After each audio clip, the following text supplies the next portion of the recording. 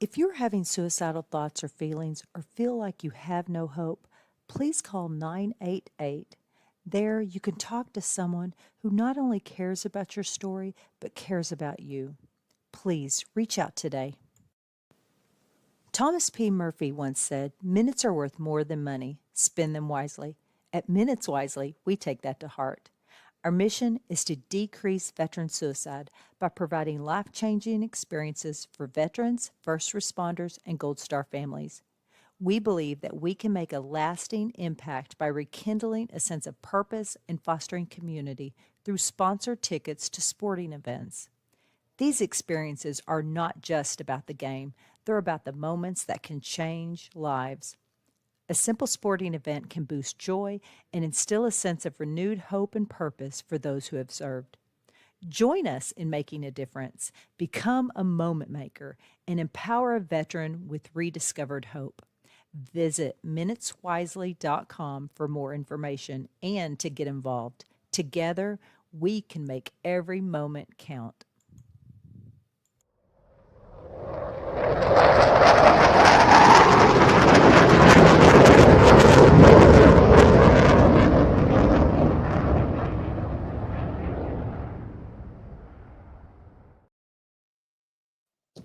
Welcome back, fellas. Hello. Good evening. Welcome back to another episode of TSP. Today we're with Jeff. I think I already got his whole life story because Andrew kept asking him questions. Hey, man. Before we hit I haven't record. seen him in 4 years, man. Give me a break, please. Yeah, it's all good. Damn, dude. I got bust your balls. You know It's that. okay. I'm used to it. My balls are busted. I like Yes. that feeling. So this podcast spun off nonprofit where we send veterans to events. We're looking at sending a veteran to deep sea fishing in South Florida. I wanted to do that this spring, but the doctor gave me some rather unsavory news, so we're going to push it off until probably fall. So it's still going to go forward, but I just have to push it off a little bit because I don't want to deal with fundraising and stuff right now. But be on the lookout for that. Like the intro said, hop on over to minuteswisely.com and you'll see what we're doing over there. Andrew, do you have anything today? I do. Actually, Yes, I know you're doing the thing in the fall, the fishing. Well, I have selected 2 veterans to get a free dive weekend in Panama City in June 28th to July 1st. We will be staying at the Bayside Blue Green Resort in Panama City, and Panama City Diving. My fraternity brother, he owns the shop. He will be doing a Discover dive for 2 6th Marine veterans, Jacob Neesmith and John Eric Gam. I went to boot camp with both these kids. They're both from Alabama. And they are the lucky recipients of a dive weekend. So they will be doing Discover Scuba for $125 a pop, paid for by Minutes Wisely. Meals included, gas included. I think we're doing a convoy. I'm going to be picking them up. So it's going to be a lot of fun.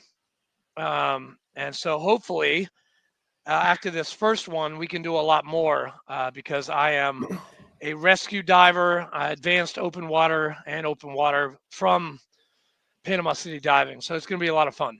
So John, Eric, get ready to dive, man. Blow some bubbles. It's going to be fun. Second thing that I have, June 1st to the 7th is Marine Week in Nashville, Tennessee. So if you are a Marine, get your ass to Nashville and you're in the vicinity. I will be there with my fellow board members of the United States Marine Corps Reserve Association in uniform, and we will be talking about the opening of the Tun Tavern, the Reserve Association, and signing people up. And we've got a really special thing coming. I can't really talk about it because I signed an NDA, but there is a 250th commemorative thing that we are doing that we will be showing in June and it will be up for sale probably June 15th. But it has to do with United Recording Pressing, United Pressing Records out of Nashville. So those 2 and 2, I can't say the whole thing, but try to put it together. It'll be cool. We're raising money for the ton, which is November 10th. It's going to be awesome. We're going to have a joint birthday with the Navy and the Marine Corps. There's going to be dinners. There's going to be a dinner on the 10th of November. There's going to be a dinner on the USS New Jersey. There's also going to be a dinner on the USS, I can't remember the name of that other ship, but it's there in Philadelphia. So if you go on tontavern.org and sign up for the newsletter, you will find out all this stuff. I'm a plank owner, so I'm going to be there with bells on, and my name will be in the Ton Tavern for the rest of time, which is kind of a big thing for me. I think that's kind of cool. Hopefully it doesn't burn down again. It didn't get burned down the first time, man. They took it apart. You remember that, man. We had the founder on. He gave you the whole history. I know. Ugh, man. No, it's funny that you said that, man. Somebody said that. It burned out and on Facebook, and I was like, you know what? I'm not even gonna argue with him. Nope. I'm not gonna engage. Made me too mad. Yeah. So, but that's it. That's all I got, man. You Marines get all fired up about the Ton Tavern. Yeah. Yes, they always will. They always will. But you know what? You Navy people should also be fired up because John Adams penned what the United States Navy was going to be on the second floor of the Ton Tavern. We're not as intense. I love the Ton Tavern. So, dude, do you? I don't know if you got out at that time. You remember? Did you go? Were you with us when we went up to the Marine Corps Museum? No. Nope. I was already gone. Well, 3-8 got kicked out. I was already gone. Well, yeah, 3-8, that doesn't surprise me. We got kicked out of Ton got Tavern. kicked out of a lot of places. We drank too much, and Colonel Reggie McClam, he's like, "That's it, out of here. We gotta go." I'm like, "Hoorah, sir." Good old 3-8. Yeah, hey, dude, we got in trouble on every port call on that mule. We were all in trouble. Every port call. Y'all got in trouble in Rhoda. We did. I almost got busted down in Rhoda. I know. I was stationed in Rhoda when you guys came through. Dude, hey, that was Hasnut's fault. I blame the sergeant. I was a buddy fucker. I was like, sergeant's fault. Not the corporal's fault. It was the sergeant's fault. But he also had 2 women doing an Eiffel Tower, and I had to get him home, and we were like 20 minutes from base. Yeah, y'all didn't try and commit an international incident that night, did you? No, but Jacob Hasnut, ask him about it. I love you, Jacob. I love you, dude. Shit, I forgot you were stationed at Rhoda. That's awesome. Yep, man. I was love at that Rhoda base. when y'all came through on the mule. For the washdown. Oh shit. Damn, that's awesome. But without further ado, sorry, we're going to get into these stories in a little bit. Without further ado, before we get started, you have your list of 10 questions up and ready for the end of the show? Oh yeah. Okay. They're good to go. So Jeff, at the end of the show, we're going to ask you 2 questions. 1, your favorite number. 2, what corresponds to that favorite number will be a question. 1 through 10. 1 through 10. So we ask our guests all of this, and 92% of the time, everybody, their favorite number is 7. Like, seriously, everybody on this podcast we've asked, and it's been fucking 7. Mine's not 7. Thank God. Okay, good. All right, There's good. not 7. He's going to say 7 now just to fuck with you. Oh, no. I thought about it. I did. I thought about it. But to the 50 countries that are listening to us, and to the 600 and how many? What did I say? 645? 658. 658. The number 2. Number 2. Who, me? No, you're fine now. Oh. No, you're good. You're good. You were frozen for a second. Me? No, you're good now. You were frozen for a second. You're good now. Oh. So the number 2 city on the list is still Frankfurt, Germany. Frankfurt, Germany. So, wunderbar. Guten Abend, Deutsche. So, Yeah. to all our fans out there, to all 650 cities in America, to our 50 countries, I want to introduce you to a good friend of mine, a fellow shipmate, one of the best docs I've ever known in my entire life. He taught my docs that kept me alive. Doc Jeffrey Manalansan. Yay! Yeah, okay. Applause, applause, applause. Yeah. Doc, who are you? Now, hey, it's your show now, man. Who are you? Where you come from? Give me some background. Give us some background. I'm originally from Baltimore. Growing up, I always wanted to be a Marine, and then I went to college and blew my knee out playing lacrosse at Newman College. Now it's Newman University, right there in Aston, Pennsylvania. And then I wanted to join the service. Walked in the Marine Corps office. We need all this documentation from your knee surgery. I couldn't get it. Walked out the door. Walked next door to the Navy office. What do I have to do with go with them? So they were originally I was going to be a master at arms, but the school was closed for 2 years when I went to enlist. Wow. And then right after I signed my contract, literally the day after, was 9/11. Ooh. I signed my contract to join the Navy on September 10th, 2001. Holy shit. Yep. And I'd already decided I was going to be a corpsman because the Master at Arms program was closed for 2 years. Obviously, right after I signed my contract, it blew wide open. But I had already made a decision to become a corpsman. I had already made the decision that I was going to do everything I could to be a Fleet Marine Force, because that was the sole purpose of me becoming a corpsman, was to go with the Marine Corps. I left on January of 2002 because I wanted to stay home for my daughter's first birthday. Went through boot camp, lost a lot of weight in boot camp. Went to my A school across the street in Great Mistakes.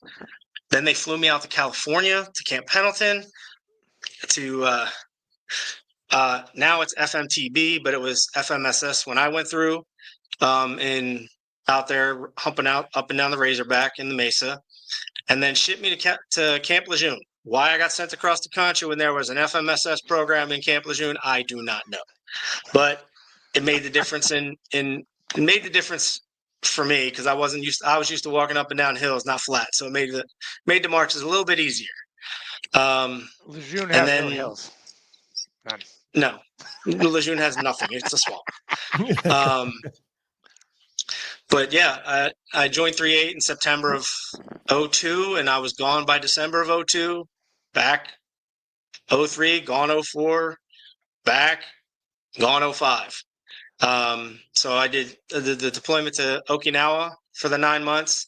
Then they went to Haiti in June, CAX, and then Iraq in 2005. I make jokes that I was stationed. I was deployed to Lejeune. I was not stationed in Lejeune because I was never there. So I saw a little bit of Lejeune, but not much. Driftwood. Yeah, I never went in there. What? I can That's honestly like a rite say of passage, man. I was never in the Driftwood because I was already married with kids. Well, so I didn't that's go. good. That's good. I picked quite a few Marines up from the Driftwood. Oh, I bet you did. And La Mirage and Southern Comfort. Not there anymore. I was attacked. I know. Platinum and La Mirage is now called like Stilettos or something. Driftwood isn't the Driftwood anymore either. No, it's called Platinum. Or something. Yeah, it's high end. High end girls. High end. Yeah, okay. Just like it was high end back then. Yeah. No. No. Definitely not. But the Okinawa, I remember in our Okinawa deployment, we were going to Mount Fuji on the HSV when OIF-1 kicked off, and we were all, most of the Marines were puking all the way from Okinawa to Mount Fuji because of the the rough seas we had. So we went through all of our Finnegan, and we had hourly working parties to clean up the heads because they wouldn't stop puking. But they were all chanting, "Take this to Iraq, take this to Iraq." Obviously it didn't happen, but it was definitely interesting to be on an HSV heading towards Mount Fuji to do some training when we should have been going there. How big a ship is an HSV? It's not big. It was a civilian high speed vessel. It wasn't even a Navy one. It was a commercial one that they were just taking us over. It beat flying though. It was a lot of fun. It really was. Then we did Haiti. Fucking Haiti Marine. You are our grandfathers. You are our salt dogs. Ass place. We burned our uniforms. We didn't even clean them. We just burned them when we got back. It wasn't worth it. I heard the rumors. And then January of 2005, we were off to Fallujah. It sucked for me because the Marine Corps decided to leave one of my packs on the plane and send it back to the States that had all of my clothes. Oh, shit. So I had very little cold weather stuff in January when it was raining. It was cold. I got it about a week. January. I got it about a week and a half later, to be honest. But once again, my Marines took care of me and gave me some shit, so at least I could stay warm. Were you were you headquarters or were you attached? I was H&S. I was H&S, and then I was put with the security detachment with Sergeant Hatto and Gunny Kirk. Gunny Kirk. Yes, Gunny Kirk. Miss him. Because now Master Chief Rio knew I didn't care about my rank. I cared about the Marines more than I cared about my rank. So he put me with the security company because he knew we were going to be taking around all the generals, all the colonel, the XO. So I did a lot of stuff that I wasn't expecting to do, but that's only because we had an XO like Major Neary or Major Miller.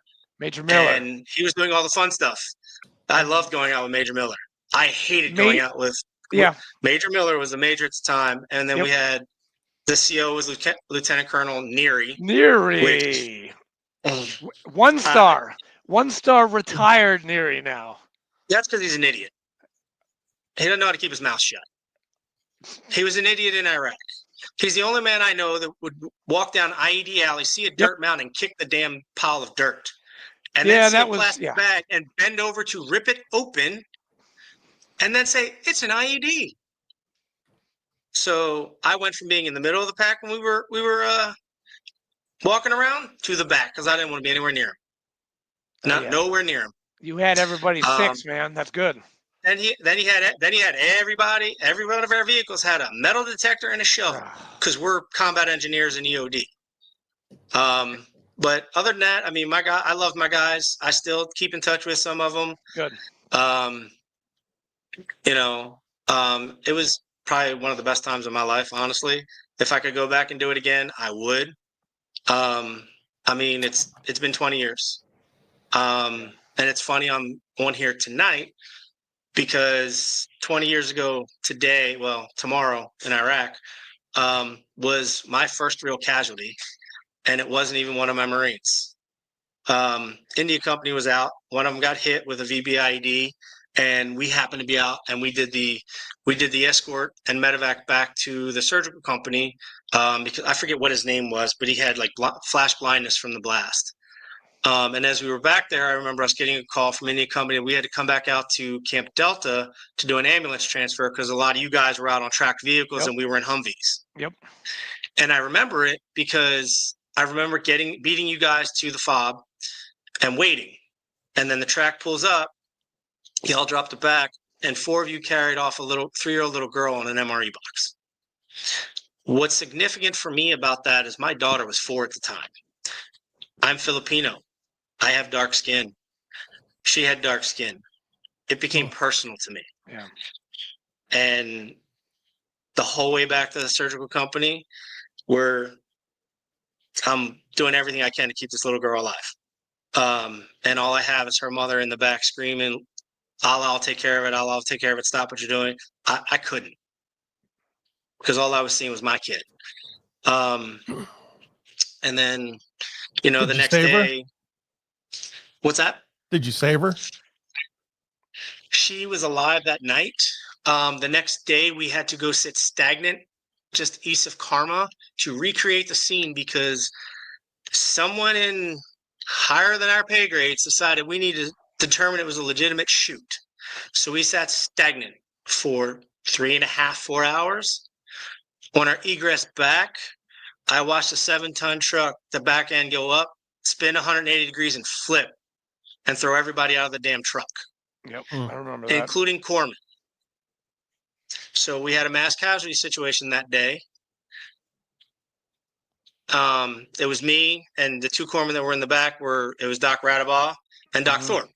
So Doc we got them Thorpe, to Jesus. got them to the casualty collection point. We were running Marines to them, treating them as we go. I left them there because they were in the back of the vehicle themselves.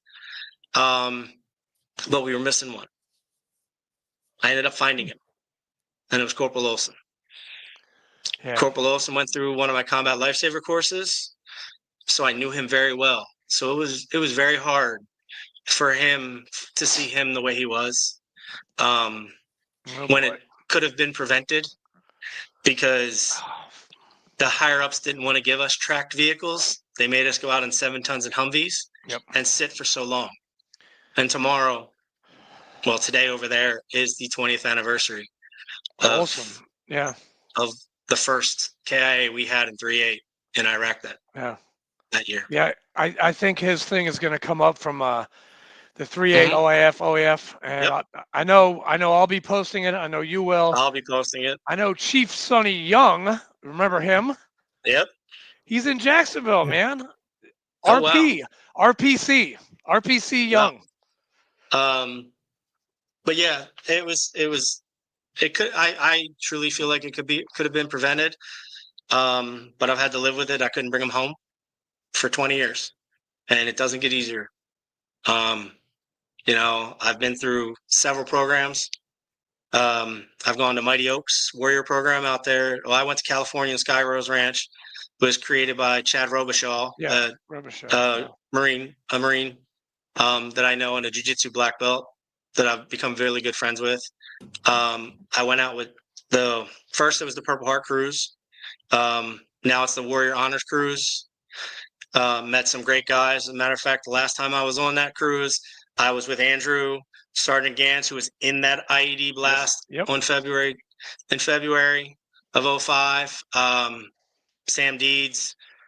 Chaz was there too. And Chaz Dunham. Yeah, Chaz was there. That's right. Chaz was there. So we had 4 or 5 of us from 3.8 from all on that cruise together. Yeah. So it was an amazing thing that helped me get through a lot of stuff between Mighty Oaks, that, and then this summer, Sam got me out to Warrior Weekend to Remember out there in Ohio with his dive team, Fast Tracks. Oh, yeah. Life-changing for me. Completely life-changing for me. That's awesome, man. Are you certified? I'm working on it while I'm down here in Florida. That's my plan. Good. You and I, we got to go diving. When you get certified, we're going. I'm basic. I haven't done any of the other ones yet. I keep putting it off. Do you have any GI Bill left? Nope. Or is it going to be gone after this? It's gone. I'm using Voc Rehab right now as it is. That's how I'm in school down here. I needed a purpose. Like I spent years. I spent years after the Marine Corps, and I went to Rota after that. And after I got out, I had no purpose. I worked at the VA for a while, and then two of my friends from BJJ, one was a corpsman in Rota, one was an Army medic, and I met him with his service dog, and I had a reaction that I shouldn't have had, and his dog calmed me down. So I went through Healing for Heroes down there in Peachtree, Georgia, and I had a service dog for my TBI, my diabetes, because I got out and didn't take care of myself, and my PTSD, and the VA wouldn't let me have my dog at work. What? It's the VA. The ACBA I remember when you were complaining. Yeah, I remember not let me bring my service dog for my service-connected disabilities to work because they said she was aggressive because she stood up. I remember when you posted that for the first time. Oh, I was like, holy shit. Watch out. You know, they decided to medically retire me. That was the easiest thing for them to do than fight me on it. So then I was teaching jiu-jitsu the whole time from the time I left Spain. I was teaching right up until 2020. I lost my school in June of 2020, thanks to COVID. And now I've just been a Ronin training. I don't compete as much anymore, but think I might need to get back into it. I ended up getting my judo black belt. So wait. Hold on. Whoa. You're a judo black belt? Yes. I took some of those classes, man. Judo's no fucking joke, man. That shit is fucking I'm a rough. second degree black belt in Brazilian Jiu-Jitsu and a first degree black belt in judo. You know, I'm still a white belt in jiu-jitsu with one stripe, so I got. But I'm a first degree in Taekwondo. But whatever. Here's the thing, Andrew. You got the hardest belt possible for jiu-jitsu. The white belt's the hardest one to get. You actually got to show up. Black's not hard. It's a lot of time, a lot of effort, a lot of pain, a lot of sweat, a lot of blood. A lot of omoplatas. It's literally a white belt that never quit. You'll get there. It could take you 10 years. It could take you 20 years. Hey, it doesn't matter. It's your journey. Rough, dude. After I got shell-backed, man, it hurts to do yoga right now. Like, here we go. He's gonna cry about his shellback. I get it. I've destroyed my body, and I'm still plugging away at the gym because it's what I needed to do. You're great. Hey, no, you're great. I was at the YMCA today. I killed it. I need to get back here, and I need to sprawl some people, man. Like, I don't know. I mean, I'm not going up against you because you will. You and JoJo will fucking kill me. Yes, we could if we wanted. Yeah, you could, JoJo. I don't want to fuck with that guy. Even JoJo and I. We're rolling with you. We're not going to do the stuff he and I would do to each other. And we're going to use basics. Yes, you're going to tap. That's again, you're going to tap. But that's not the purpose of what we do. The whole purpose, the reason I fell in love with judo and jiu-jitsu is because it was like being in the damn military. You had your rank structure. You had your discipline. You had your camaraderie. That's the closest thing other than joining a motorcycle MC that you can get to what we had. Dude, those judo throws are, I mean, it's not I can't even pronounce the ones that I got taught because it's in Japanese and I don't speak Japanese, but the front kick and then like that, whatever that's called, fucking awesome. Depends on which way we're going. You're going forward or backwards. Yeah, forward. You have a going forward. Going forward, you have a going forward, probably the Sayanagi the way you're describing it. The Sayanagi, yeah, I remember. Yeah, Sayanagi, yeah. The whole point of it was to drop you on your head. Dude, that shit is no joke. Like, we had to get mats. Like, practicing, we had to get mats to work on our throws. Take it out of sport. If I throw you on your head, you come up to me, I throw you on your head, the fight's over. I don't have to do any work. That's the whole purpose. As quick and as painful as possible. Plain and simple. You know, God bless you, man. That's punch awesome. somebody in the face, you're getting hit for assault. You take somebody down and hold them till the police get there, you're usually going home. All depends on the state you're in. So, but that's between the, Mighty Oaks, Healing for Heroes, Warrior Weekend to Remember, Jiu-Jitsu and Judo, that's what's kept me alive. Literally. It's what's kept me alive. That's how I used to combat all my symptoms from my PTSD. It's helped me relearn how to learn because I was a smart kid in school. After Iraq, I wasn't so smart anymore. I got diagnosed with a TBI 2 years after Iraq. And it's just gotten worse. Yep. But judo and jiu-jitsu is not book studying. It's repetition, which is ultimately how I ended up being down here in Orlando at the Motorcycle Mechanic Institute. I could have went back and been a nurse, a PA, whatever. I couldn't memorize that stuff. It didn't work for me. No, I get you, man. Doing stuff hands-on. I've been down here since October. I'm in we finish our 5th class tomorrow. I haven't scored lower than a 92 in anything I've done down here. Good for you, man. Because it's mainly hands-on. Yeah. Like on the hands-on stuff. is most. Yeah, of course. I get we it. have academic stuff, but it's only worth 20%. of our grade, the Yeah. hands-on is what's worth 100%, is worth 80%. So I'm flourishing because it's hands-on.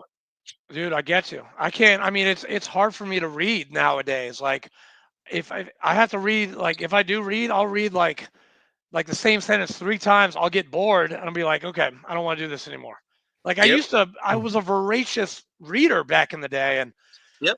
my PTSD, I just my brain is not wired to do that shit. I We're mean, wired differently now. yeah. We're just I don't wired know. differently now. I don't know. Has your mom ever said that she wants the old Jeffrey Manalansan back? Because my mom said that to me, and I'm like, Mom, that guy is dead. He died a long time ago. My mother has never said that to me. Okay. However, my exes have. Oh, yeah. Yeah. Yeah. And I'll tell you the same thing I told them. So my first wife, she said that to me, and I said, I'm not the same. I almost died over there. I think differently now. I'm not going to be the same person.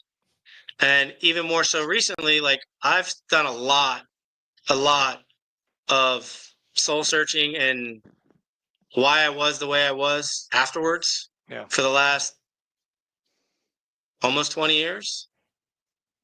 Because everyone told me I was what I was.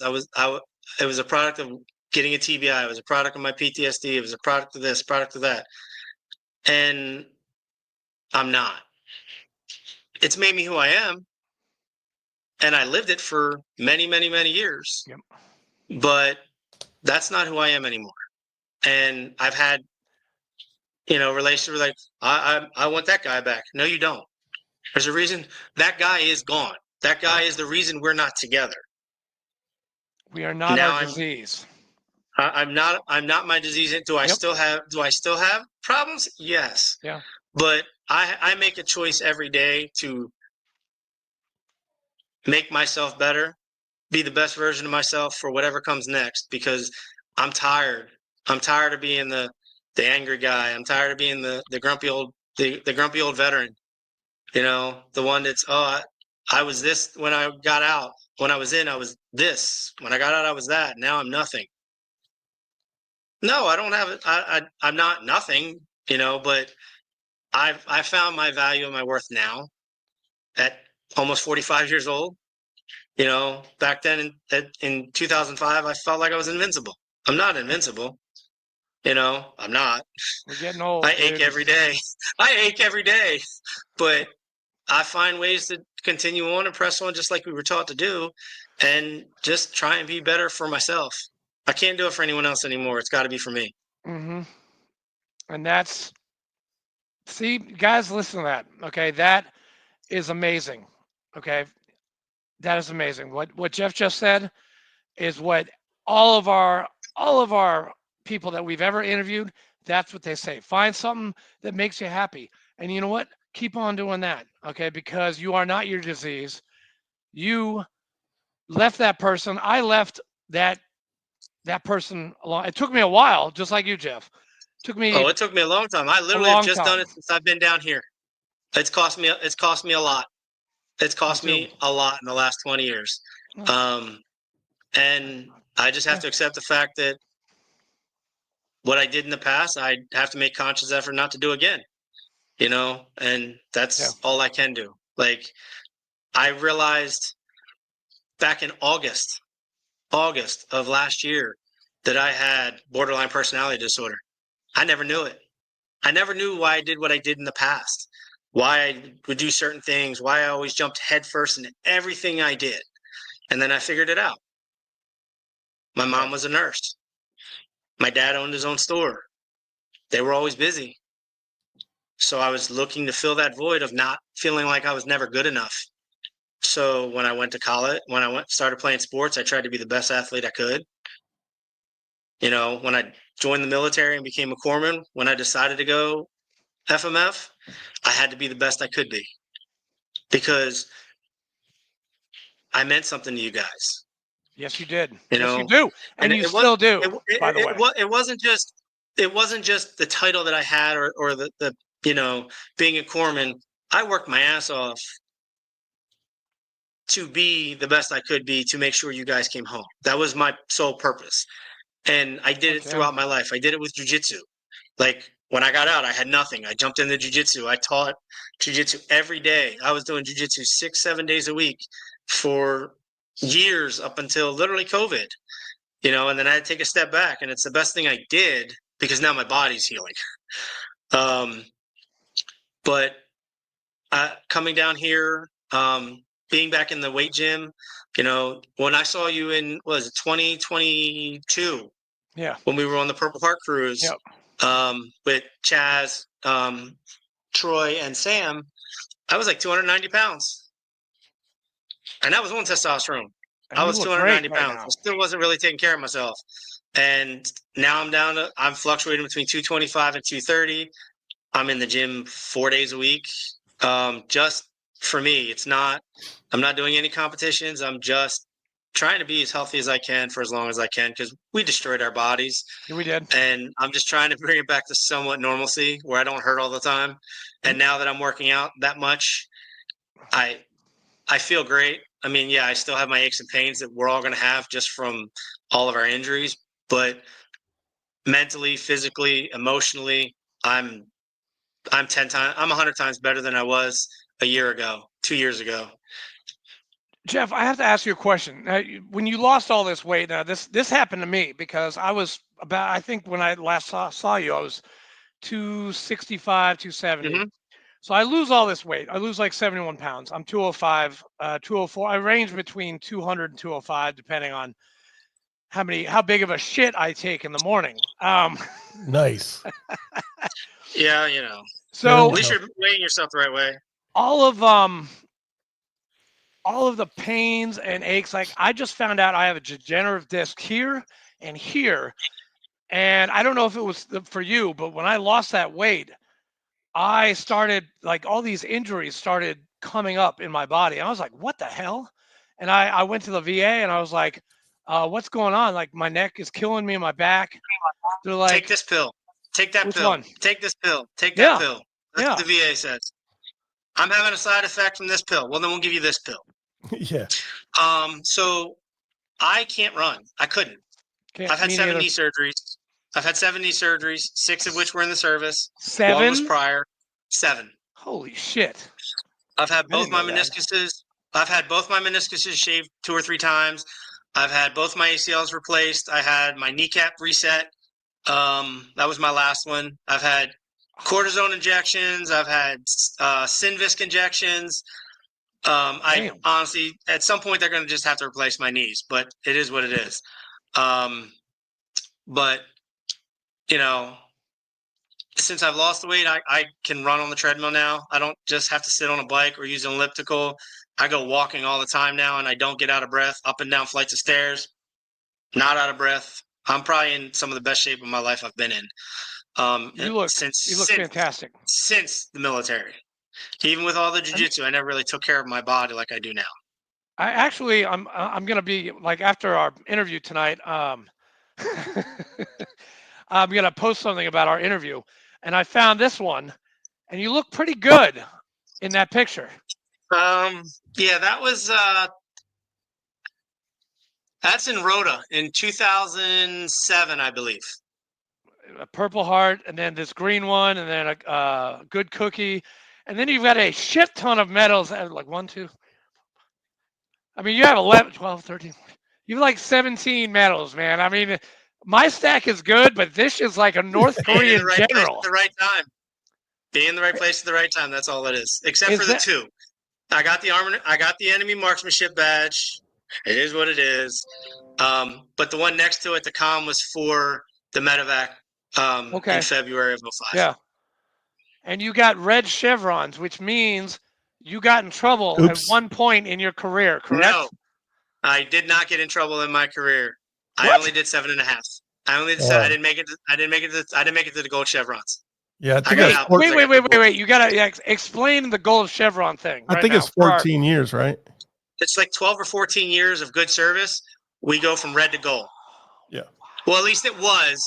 Recently, I've heard. I don't know if they actually did this, but at that mark, you were getting them whether you got into trouble or not. But that's how you could tell someone who went to mass or worse as they were later in Scarlet- their career. The Scarlet Letter. Yeah.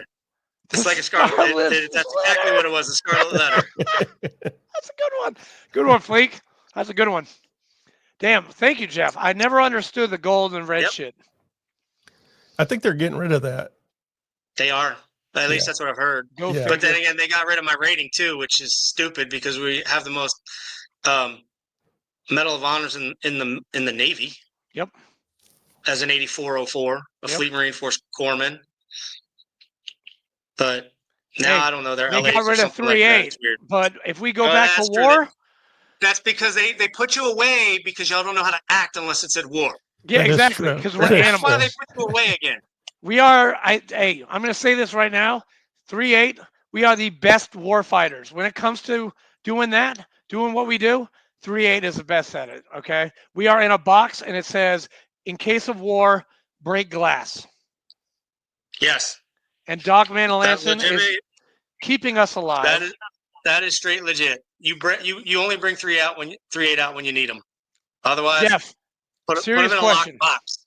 Serious Yep. question. How many silver bullets have you given? Whoa. Is he counting? I don't remember. And did you enjoy it? No, never. Hey, were you there? Were you at 3-8 when NCIS came on No, deck? that was after me. Okay. Me. I was gone before NCIS showed up. Damn. Yep, I was going for that. But you knew. But you know who I'm talking about. I was in You knew Rhoda. that guy. I heard all about it. Okay. All I right. heard all about it. Yeah. I heard about how much of an idiot y'all were in Japan too. And on the mule. Okay. Wait, Japan. Is this? I was pre- 03. I was there. Oh, yeah. That was before me, and I think First Sergeant Herrera was attached to 3-8 at that time, and he was Sergeant Herrera back then. That is possible. That is possible. I just had dinner with him at Ducks in Lejeune last week, and he went from 3-8 to the Scout Snipers, and then he retired as a Scout Sniper, 15 years in as a Scout Sniper. Badass motherfucker, Yep. by the way. Kind of was intimidated having dinner at Ducks in Lejeune. Yep. I was like, oh, how are you doing, First Sergeant? How's your I crap still dip, First talk Sergeant? to Sergeant Major Kitchen. Oh, Tory Kitchen. Yep. I still talk to Tory, him. we love you, dude. We love you. Whew. So, but yeah, Tory Kitchen. Dude, that guy scares the crap out of me. Yep. Hey, I had to go out with him. I went out on patrols with him. Do you remember when he went to a battalion formation and he was wearing purple and gold tracksuit, like for his Vikings? Mhm. I was like, what the fuck is? He's still a diehard purple and gold Viking Yes, he is. supporter. Still is. God bless, and he still lives in Lejeune. He lives in Jacksonville. He still lives in Jacksonville. God bless him. Man, dude, you see, you had the Salt Dogs, you had the guys that taught us, but then you also had like the core people, like Fallujah and Karma, and right before we went to Ramadi, because you left. When did you leave? 3-8 exactly. December of 05. You left December of 05. Yep. When we got back from Fallujah, I ended up transferring to the 8th Reg for the last like 3 months that I was there. And then I transferred to the Naval Hospital at Rhoda. Oh man, dude, And how then was y'all Rhoda? came through and got in trouble in Rhoda. Dude, how the fuck was Rhoda? I mean, I've been to Rhoda. Now, Fleek, you have not been to Rhoda, right? Okay. Nope, Rhoda never was went. a beautiful Rhoda. place. I loved Rhoda, but when I was there, the ships weren't there. The CBs were gone. So it was literally the biggest commands were the MAs, the hospital, and the flight line. We had so many chiefs running around the base. We didn't have enough Indians, so you could get in trouble very, very easily, because you had all eyes watched on you. But the command was nice. I loved the command. I loved being in Rhoda. It was beautiful. I loved the Spanish culture while I was there. I got to travel a lot, so I saw a lot of countries from there. But it was really it was a nice place. Oh, Rhoda. Man, we spent a glorious 6 days in 2007 there. Washed Yes, down. I remember. I remember because I don't remember who the private was, but one of the gunnies was in Los Arcos with me, and we were just talking, and one of your privates decided to have a bet with me and lost. I don't remember the rest of the night because he was Well, buying my alcohol. what's that drink that is The famous blue in Rhoda? bottle. Yeah. It's not a Yep. drink. It's whatever. It's whatever the owner of Los Arcos puts in that bottle, and it's never one thing. Well, dude, I went to a house of ill repute, and I was drinking sangria. I mean, I was married at the time. So who I was with, and I've already given his name tonight, he decided to go out, and I'm like sitting at the bar, I'm just drinking, and he's like up in the room. I was a good husband, not this one. It was my first marriage. I was good, and I had to go up and see him every like 10 minutes. So I was like, hey, sorry, we gotta go. We gotta go. We gotta go. And then like it's seriously 15 minutes before 2300 before we have to check in the ship. Mm-hmm. We're getting into a cab and we are going like seriously 115 miles an hour to get back to the ship. And Gunny Scroggins is there and we are 3 minutes late. And he's like, Far, where you been? I'm like, his fault. Yep. His fault because I Yep. had just picked up and I'm like, I'm not losing my E4. Yeah. Not again. No, I'm not losing it Mhm. again. Yeah. That shit was, I loved Rhoda. Being on the Mew made me really, really love the Navy. Like, I was kind of like, Navy. But then being on that ship for 6 months, 7 months, give me a bigger respect for our naval brethren. Did you And did you I stay love up the for Navy, man. did you stay up for mid rats? Fuck yeah, of course I did. I love mid-rats. Yes. I would have a cigarette after breakfast chow, after mid-rats, after lunch, after dinner, after mid-rats. I would have a cigarette. Like I had a really bad smoking problem because of the Mew. I was smoking That doesn't cools. surprise me. I was smoking all kinds of cigarettes, and I loved it. And it was so bad for me because I smoked for like the next 5 years. Then I had to give up because it was just bad. I don't know, but I don't know, Jeff. I love you, man. I mean, I love you as a person. I love you as a corpsman. I love you because you kept us safe, man. And you taught your corpsman, you taught the corpsmen that took care of the different platoons because Mhm. you taught all those motherfuckers. And you taught them We all worked. We all wanted it. We all wanted to be the best, so we had to train each other to be the best. Robinson, Radabaugh, Beavis, Boodle. I mean, shit. Well, Boodle, was he your senior or were you guys like at the same time? I don't remember. Nirchi was there. Nurchi! Oh Shannon, my God, Doc Shannon Nurchi! Perez. Yep. Holy Wait, and Nurchi passed, correct? Nirchi passed. Yes. Yep. Yeah, I knew I thought he passed away. Damn, man. But you taught all of the platoon corpsmen to keep us Yep. alive. We did a lot. We did a lot of the stuff with the senior corpsmen. We all worked together. They did it to me when I got there, and we just kept passing the torch down, passing the torch down, passing the torch down. Because that was what we were. That's what God we bless you needed to guys. be, and we wanted to bring our Marines home. God bless you for that, man. But I have to ask you, what's your favorite number, Doc? 9. 9. 9. We haven't heard 9 in a long time, and Fleek is on the phone right now, so I guess I'll take over.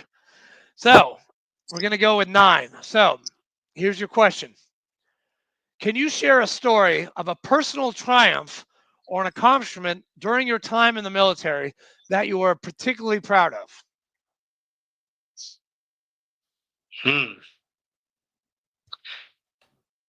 I was just out of Corps school.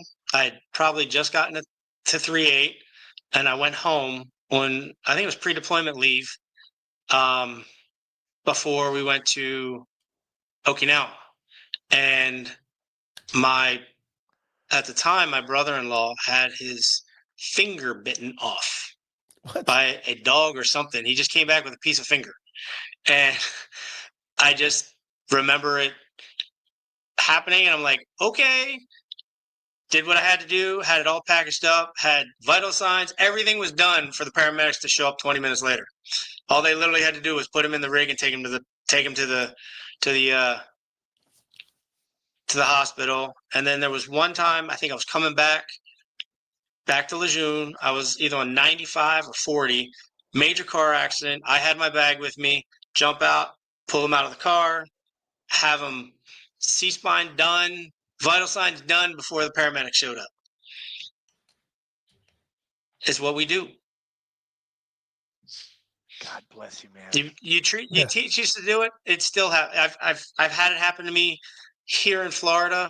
Someone went down, and it was a natural reaction for me to just jump in and do what I do. I knew I was taking a chance because I'm not a civilian paramedic, but I did what I could to make sure till they got there, and then went away. Are they ever going to change that? Because you guys get some really good, really good training. Why doesn't that go over to the civilian? They teach the same stuff. So when I was in and went through the EMT program, when I went through the Corps school, the reason they didn't give us our EMT license out of Corps school is because we were 2 days too short. Damn. No. When I got out in 2009, I came back to Maryland, try to get my license in Maryland, and I played politics of you have to have your Maryland card. We don't do national reciprocity. You have to go through our refresher class. Okay, sign me up. No, you have to be part of a unit. No unit would touch me because I didn't have my Maryland cert. So I gave it up. So I use my corpsman skills when I absolutely have to. And I have friends that have been doing MMA for years, and I've used it to be a cut man for some of the local MMA promotions that were in Virginia, Maryland, Delaware. When I had guys that were fighting, that's what I did with it. Dude, you need to be a rescue diver because that's right up your alley, because that's what we do. And I learned some stuff that you probably already know and probably already have memorized. But it's all changed, man. If you love this diving stuff, dude, you can rescue an unconscious diver, which I've done, from the bottom of the ocean, Mm-hmm.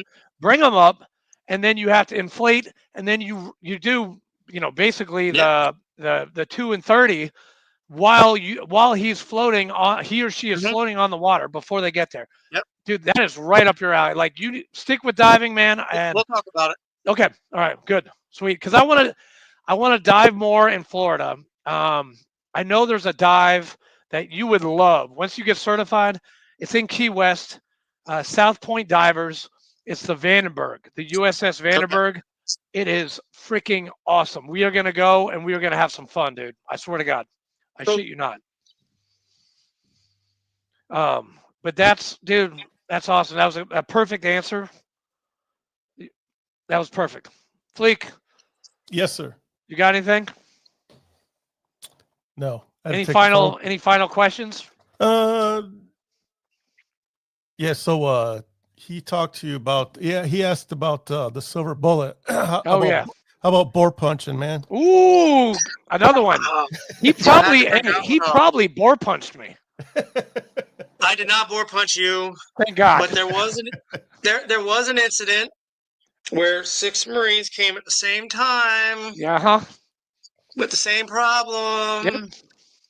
Had the same strand. HPV? Was it HPV? No, it was just luckily it was just gonorrhea and chlamydia. Only that. The reason they got that is because in the Marines' infinite wisdom, it goes out the window. They decided your wisdom. Oh. They decided that using one condom was smart, and they just went in the bathroom, rinsed it out, flipped it over, and kept doing that. What? Oh my God! Yeah. Was that wait? Was that 3.8? That was 3.8. Oh. So get this, okay? This is another bore punching story. You're gonna love this. You're in Rhoda at the time, okay? So we're doing the workup for the meal. So we're in Virginia Beach. We're doing the dunk tank, and so 2nd Platoon, which I was a part of, but I was married at the time, so I have to pee. Yeah, I know. I know. Quick story. So second platoon, they run a train on this girl, and the entire platoon has to get bore punched. I told them, I was like, hey, I didn't even stay, like, I stayed in a different hotel from you guys, but I still had to get bore punched. So everybody from second platoon got bore punched. Because you do not think with your big brain. You think with your little. Yeah. Okay. Hey, you got to get off in a few. You got to go. Jeff, dude, always a pleasure. I will see you. I'll see you in 2 weeks. I'm going to give you a call. We'll hang out. I'll be there for 5 days, so I'll take you to dinner. You can punch his boar while you're and you can punch my boar in Orlando. All duty. We have to go. We have to go to OBT for that shit, okay? Because that's kind of. But Jeff, I love you. This Jeff, this will air on Sunday. Week from Sunday. A week from Okay. Sunday. That's fine. So good to go. I love you, Fleek. Great job. Pleasure. See you guys. Take care.